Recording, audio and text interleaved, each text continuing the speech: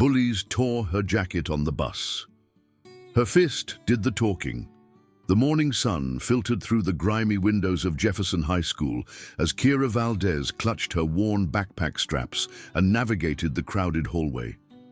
Her slight frame seemed to shrink further as she passed clusters of students, their voices echoing off the lockers in a cacophony of teenage chatter. Kira had transferred to Jefferson 3 months ago when her mother got a new job across town, and she still felt like a ghost drifting through unfamiliar territory. At barely 5 feet tall with unruly dark curls that refused to stay in place, Kira had learned early that invisibility was her best defense. Her thick-rimmed glasses constantly slipped down her nose, and her thrift store clothes marked her as different from the designer-clad students who seemed to own every hallway. She kept her head down, focused on reaching her locker without incident. "Well, well, look who's gracing us with her presence," came a voice that made Kira's stomach drop. Tyler Morrison stepped into her path, his broad shoulders blocking the fluorescent light above. As captain of the wrestling team, Tyler commanded respect through intimidation, his bleached hair and cocky smirk serving as his trademark. Behind him stood his loyal followers, Jake Sullivan, a lanky redhead who laughed at everything Tyler said, and Brittany Pierce, whose perfectly straightened blonde hair and cruel smile made her the queen bee of their little group. "Excuse me," Kira mumbled, trying to step around them. "Excuse me," Tyler mimicked in a high-pitched voice, causing Jake to snicker. "What's the rush, scholarship girl? Late for your remedial classes?" Kira's cheeks burned with embarrassment as other students began to notice the commotion. She'd worked hard to maintain good grades, but Tyler's comment about scholarships hit close to home. Her mother worked double shifts at the diner just to keep them afloat, and Kira knew every penny counted. "I'm just trying to get to my locker," she said quietly, adjusting her glasses. "Oh, she speaks," Brittany chimed in with fake enthusiasm. "I was starting to think you were mute or something, though honestly, it might be better if you stayed that way." The small crowd that had gathered laughed, and Kira felt her face grow hotter. She tried again to move past them, but Tyler deliberately stepped sideways, blocking her path. This had become a daily routine over the past few weeks, and Kira dreaded every encounter. What none of them knew was that Kira had spent the last 8 years training in mixed martial arts at her uncle's gym back in Phoenix. Roberto Valdez had been a professional fighter before opening his own training facility, and he'd taught Kira everything from basic self-defense to advanced grappling techniques. Her small frame was deceiving. Beneath her oversized sweaters lay muscles honed by countless hours of training. She could have ended this confrontation in seconds, but her mother's voice echoed in her mind. "Violence never solves anything, mija. You're better than that." So Kira endured. She ducked her head and finally managed to slip past Tyler's imposing figure, her heart racing as she reached her locker. Behind her, she heard Brittany's voice carry down the hall. "Did you see how red she got? It's like she's never talked to normal people before." The library had become Kira's sanctuary during lunch periods. While other students crowded into the cafeteria, she found solace among the dusty books and quiet corners. Mrs. Henderson, the elderly librarian, had grown fond of her and often saved interesting novels for her to discover. Today, Kira sat at her usual table near the back, trying to focus on her chemistry homework when she noticed someone approaching. "Mind if I sit here?" The voice belonged to Marcus Chen, a quiet Asian student from her English class. He had kind eyes behind wire-rimmed glasses and always wore band t-shirts that suggested he had good taste in music. "Sure," Kira replied, surprised by the interaction. Marcus was one of the few students who hadn't openly ignored her existence. As he settled into the chair across from her, Kira noticed a small bruise on his forearm. "Are you okay?" she asked, gesturing toward the mark. Marcus followed her gaze and quickly pulled down his sleeve. "Yeah, just clumsy," he said with a weak smile that didn't reach his eyes. But Kira recognized the lie. She'd seen enough of Tyler's handiwork to know the signs. "They bother you too?" she asked gently. Marcus hesitated before nodding. "Tyler doesn't like that I'm in all the advanced classes. Says I'm making the rest of them look bad." He paused, studying her face. "I've seen what they do to you. I'm sorry I haven't... I should have said something." "It's okay," Kira replied, though she appreciated his honesty. "I understand why people don't want to get involved." They worked in comfortable silence for a while, and Kira found herself stealing glances at Marcus. There was something endearing about the way he concentrated on his work, occasionally pushing his glasses up his nose in a gesture that mirrored her own habit. For the first time since arriving at Jefferson, she felt like she might actually make a friend. The relative peace was shattered the next morning on the school bus. Kira had claimed a seat near the front, hoping to avoid trouble, but Tyler and his crew always sat in the back, treating the bus like their personal domain. She kept her earbuds in and stared out the window, trying to ignore the increasingly loud comments coming from behind her. "Hey, Four Eyes!" Tyler called out, his voice cutting through her music. "I'm talking to you." Kira pulled out one earbud and turned slightly. "What?" "I said, nice jacket. Did you get it from the garbage bin behind Goodwill?" Her worn denim jacket had belonged to her older sister, and despite its frayed edges and faded color, it was one of her most treasured possessions. Rosa had died in a car accident 2 years ago, and the jacket still smelled faintly of her perfume. "Just leave me alone," Kira said, turning back toward the window. "Ooh, getting feisty now," Brittany laughed. "Maybe we should help her get a new one. This one looks like it's about to fall apart anyway." Before Kira could react, she felt hands grab the back of her jacket. Tyler had reached over the seat and was pulling at the fabric. "Come on, take it off. We're doing you a favor." "Stop it," Kira protested, trying to hold onto the jacket, but Tyler's grip was strong. "What's the matter? Afraid we'll see how pathetic you really are underneath." Jake joined in, grabbing at one of the sleeves. The sound of tearing fabric filled the bus as Tyler yanked harder. Kira heard the distinct rip of her sister's jacket being destroyed, and something inside her snapped. She spun around in her seat, her brown eyes blazing with fury. "You had no right," she said, her voice trembling with rage as she clutched the torn remnants of the jacket. "Oh, is the little baby going to cry?" Brittany taunted, holding up her phone to record. "This is going to be perfect for social media."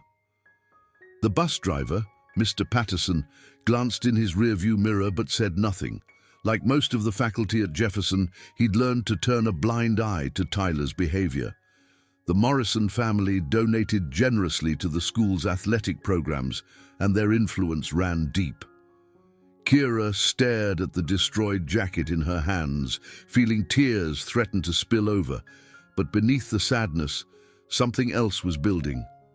8 years of training had taught her more than just fighting techniques. It had instilled discipline, patience, and the ability to channel anger into focused action.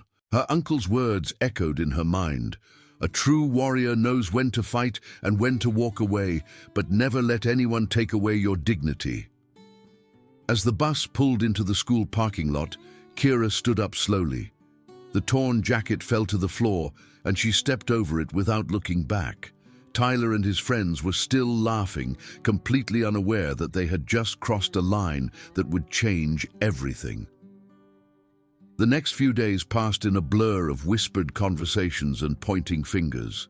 Brittany had posted the video of the jacket incident online, and it had spread throughout the school like wildfire. Students who had previously ignored Kira now stared at her with a mixture of pity and amusement. Even teachers seemed to look at her differently, their expressions tinged with uncomfortable sympathy. But Kira had begun to change. Her posture straightened, and there was a new alertness in her eyes.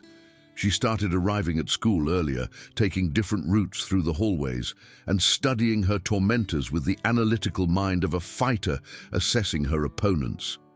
She noticed Tyler's tendency to lead with his right hand, Jake's poor balance when he laughed too hard, and Brittany's habit of stepping back when confronted with any real resistance.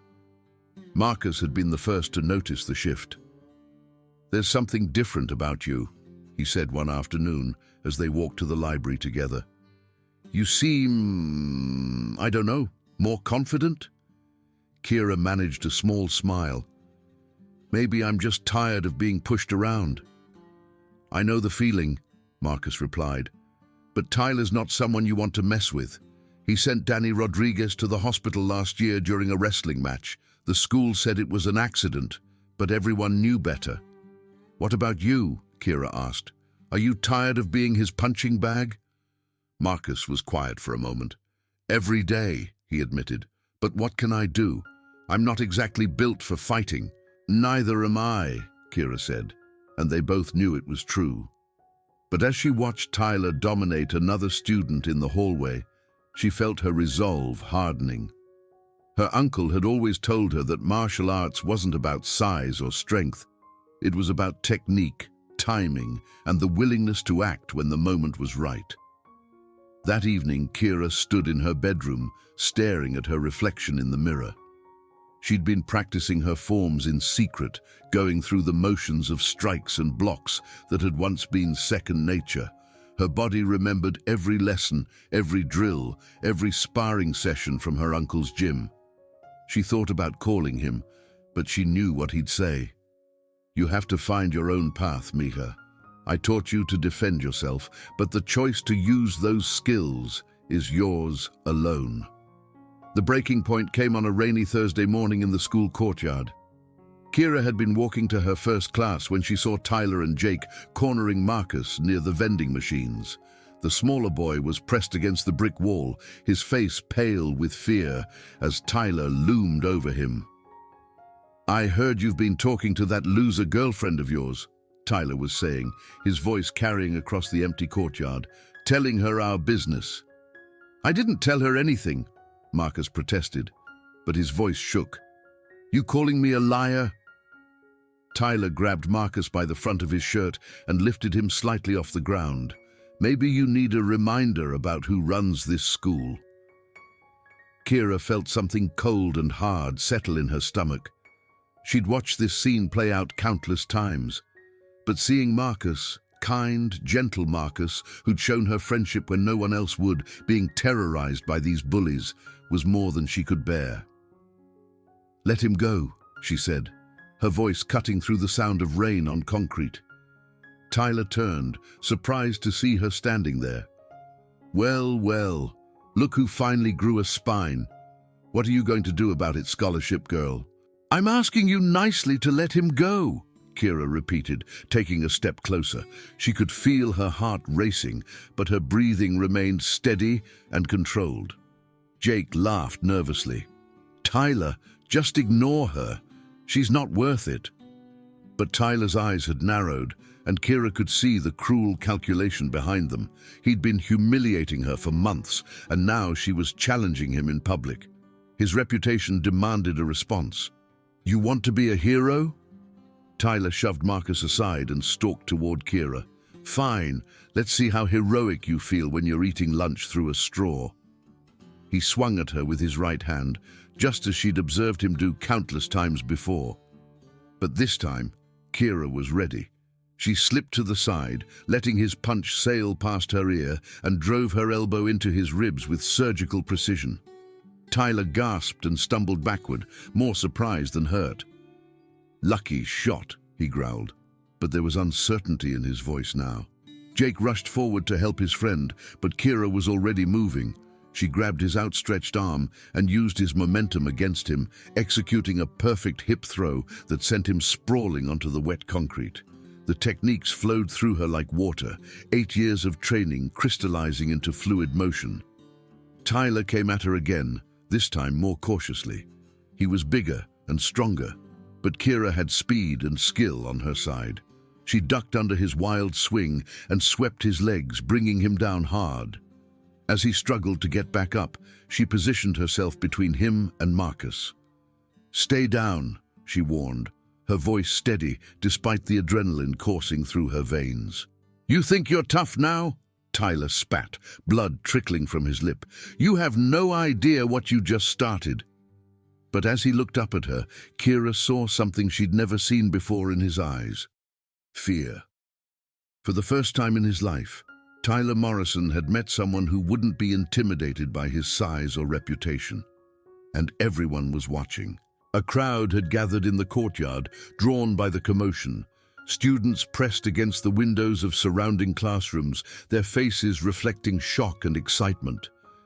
Brittany stood at the edge of the group, her phone forgotten in her hand as she stared at her defeated friends. "This isn't over," Tyler said as he finally got to his feet, Jake limping beside him. "Yes, it is," Kira replied calmly, "unless you want everyone to see you lose to a scholarship girl again." Tyler's face flushed red, but he didn't respond. Instead, he turned and walked away, Jake trailing behind him like a wounded animal.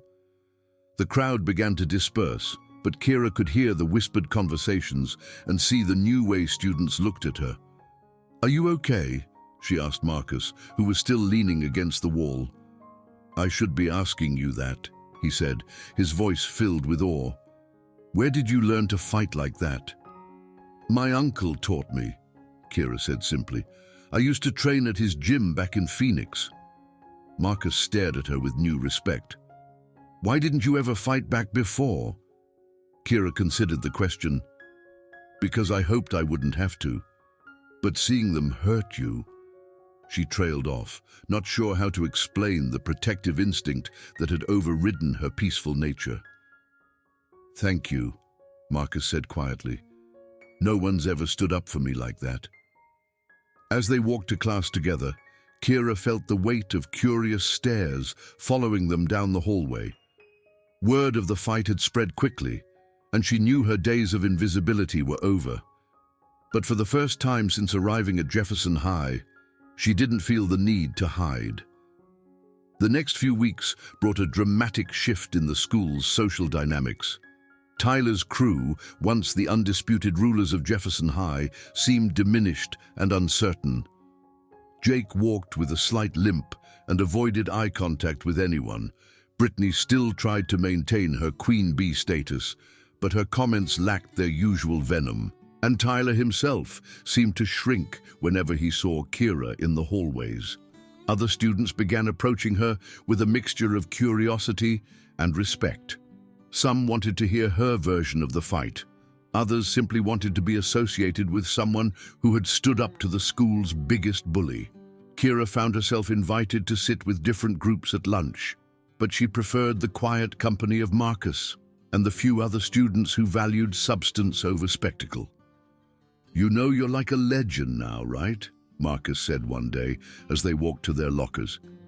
"I heard someone started a rumor that you're actually an undercover MMA fighter." Kira laughed, the sound lighter than it had been in months. "That's ridiculous. I'm just someone who got tired of being pushed around." "Well, whatever you are, I'm glad you're here," Marcus said, and the sincerity in his voice made Kira's heart skip a beat. Their friendship had deepened since the fight, and Kira found herself looking forward to their conversations about books, music, and dreams for the future. Marcus wanted to study computer science at MIT, and his passion for technology was infectious. In return, Kira shared her own ambitions of becoming a veterinarian, inspired by her childhood spent helping injured animals in her neighborhood. The real test came 3 weeks later during lunch period. Kira was walking through the cafeteria when she heard a commotion near the serving line. A group of students had gathered around something, their voices excited and cruel. As she pushed through the crowd, she saw Tyler holding a smaller student upside down over a trash can, preparing to dump him in head first. "Come on, Tyler," someone called out. "Do it!" But Tyler hesitated when he saw Kira watching. Their eyes met across the crowded cafeteria, and she saw the internal struggle playing out on his face. He wanted to reassert his dominance, to prove that one fight hadn't changed anything. But he also remembered the humiliation of being defeated by someone half his size. "Put him down," Kira said, her voice carrying clearly through the room. The cafeteria fell silent. Students turned to look between her and Tyler, sensing the tension that crackled between them. This was the moment everyone had been waiting for, the inevitable rematch. Tyler's grip on the student loosened slightly, but he didn't let go. "Or what?" he challenged. "Or I'll make you put him down," Kira replied calmly. For a long moment they stared at each other. Then slowly, Tyler lowered the student to the ground. The boy scrambled away, leaving Tyler standing alone in the center of the crowd. The defeat was complete and public, witnessed by the entire school.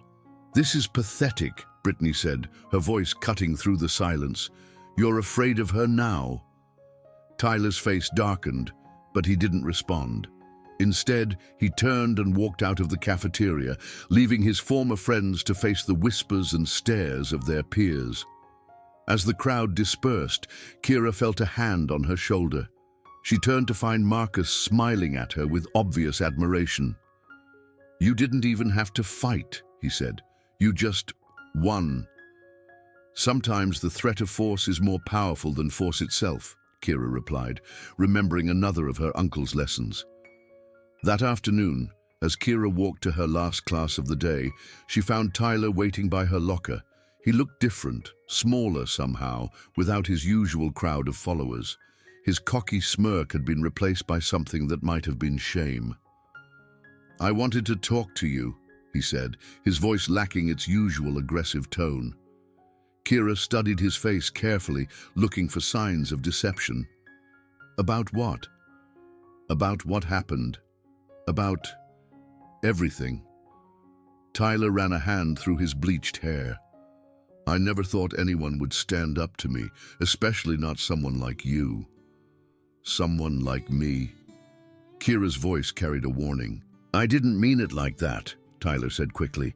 "I meant someone who seemed quiet, normal, not like the kind of person who could kick my ass." Despite herself, Kira almost smiled. "Is that supposed to be an apology?" Tyler looked uncomfortable. "I'm not good at this. I've never had to apologize to anyone before." He paused, seeming to gather his courage. "But I'm sorry. For the jacket. For all of it. I was just angry all the time, and taking it out on people seemed easier than dealing with my own problems." "What problems?" Kira asked, genuinely curious. "My dad," Tyler said simply. "He's been on my case about wrestling, about grades, about everything. Nothing I do is ever good enough. And I guess I thought if I could control something, someone, it would make me feel better about being controlled at home." Kira felt a flicker of understanding. She'd learned through her martial arts training that bullies often acted out of their own pain and insecurity. It didn't excuse their behavior, but it helped explain it. "That doesn't make what you did okay," she said. "I know," Tyler replied, "but I want to try to make it right, starting with this." He reached into his backpack and pulled out a package wrapped in brown paper. "I can't fix your sister's jacket, but I thought maybe this could be a start." Kira unwrapped the package to find a new denim jacket, similar in style to the one that had been destroyed, but clearly expensive. The tags were still attached, showing it had come from one of the upscale shops in the mall. "Tyler, I can't accept this," she said, though she was touched by the gesture. "Please," he said, "it's not about the money.